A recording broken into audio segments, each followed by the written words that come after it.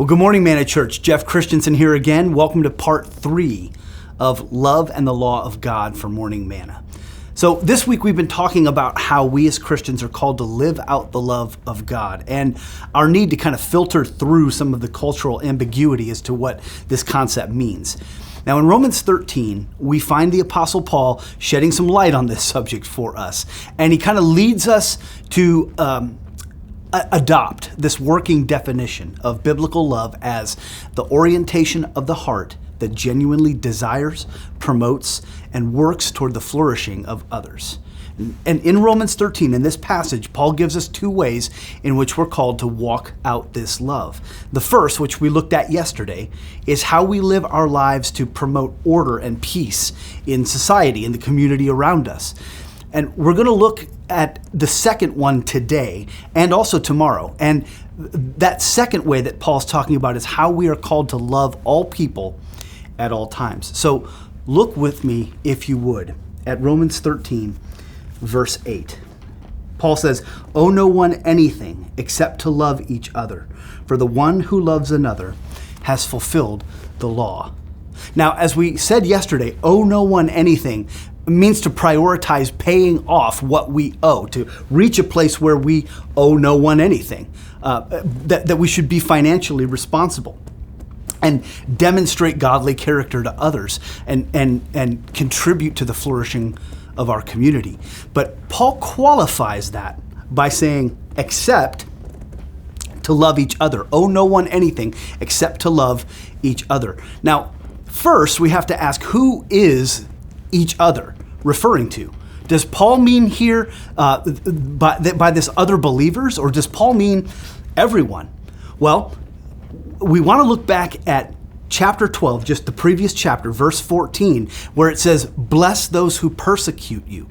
So we're being called to bless those who persecute us. And Paul calls that a genuine characteristic of love. And considering that our pericope that we're looking at in Romans 13 starts back in chapter 12, verse 9, Paul almost certainly means in chapter 13, verse 8, that we should love everyone. We're called to love everyone. Another way to look at this is that owe nothing to anyone, that there are debts that they have a beginning and they have an end, and we should work diligently to get to the end of those debts so that we know we owe no one anything. We pay them off. But also, except to love one another. There are debts and obligations we have that have no end.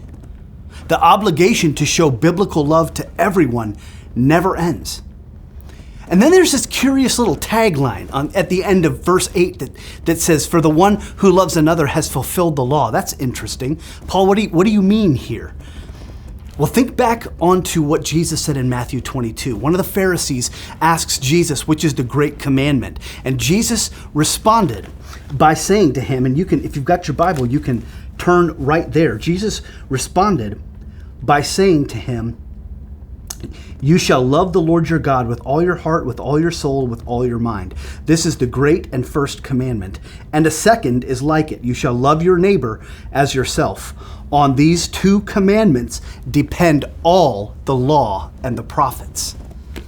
So Jesus is saying here in Matthew 22, and therefore Paul is saying in Romans 13, that everything in the law of God in the Old Testament has to do with living out biblical love. That's what it's all about. When we love well, we fulfill the spirit of the law, and we obey the exhortations of the Old Testament prophets to devote ourselves wholly to God. So how do we do that? What does that look like? What are the details of fulfilling the law through love? We'll come back tomorrow because we're going to take a look at that.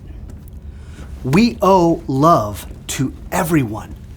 We're called to love other believers in a spirit of fellowship, and we're called to bless those who persecute us and to overcome evil with good. Let's be committed to pursuing this kind of lifestyle with all of our hearts. Good to be with you today, Manna Church. Come back tomorrow, part 4 of Love and the Law of God for Morning Manna.